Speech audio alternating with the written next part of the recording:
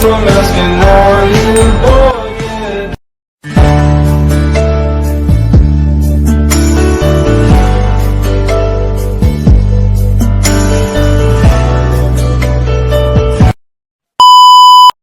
So, good afternoon everyone, especially to Miss Saison. Good afternoon to Ma'am. So, by the way, please allow me to introduce myself. I am Roland C. Lanusa. So, now we tackle about the part of recorder or the part of the flutes.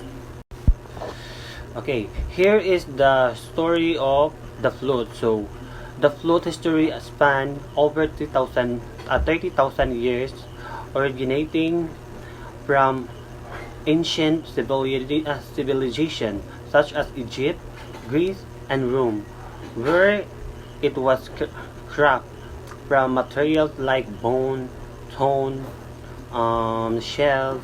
The modern flute evolved through the Renaissance, Baroque, and Classical period. So, with Theobald Boehm's 1832 invention, so of the Boehme system revolution or revolutionizing its design. So today, flute vary globally with diverse materials and style, including Asian, African, and South America influence. According to the recorder, is an old instrument, so which used to be made of wood. So this is for example with a recorder and how to use it. So it was first named a recorder in the 13th century. Though it became most popular in 15th and 16th centuries. Later, it was replaced by the flute, which was louder and had more notes. Now, recorders are mostly made of plastic. This is for example, this is a plastic, right? So, and are more popular than ever.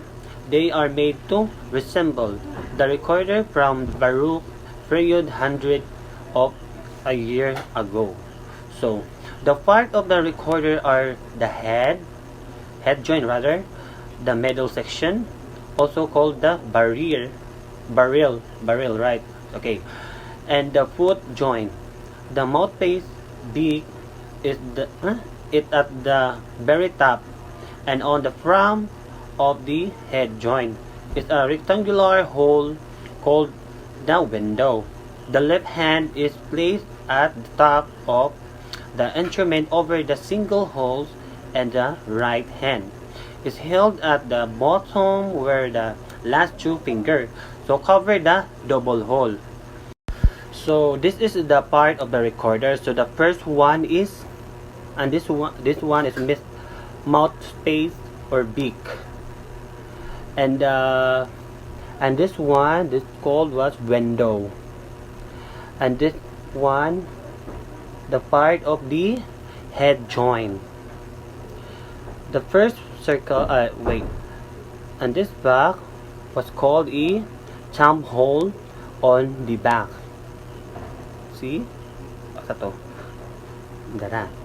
And then and the fifth hole is called a single hole. And this one they are called two double holes. Like this. Asan man kang video? Nara the video. Nara. This is for the double holes and the single hole. And this one is thumb hole on the back. So these are called a middle section. Right, start this until this middle section, and the last one was called a foot joint. Again, foot joint. And also this called a middle section barrel. Mo ni siya. Middle section barrel, and this called with last one is our single hole, and this is for the double hole. Double hole, di ba? Okay. And now, let's try to check and how to play the flute.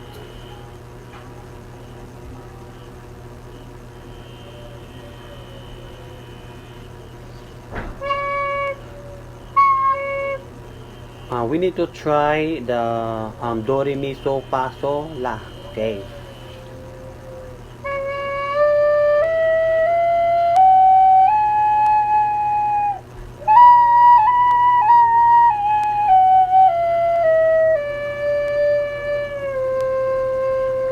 Again, thank you so much for watching.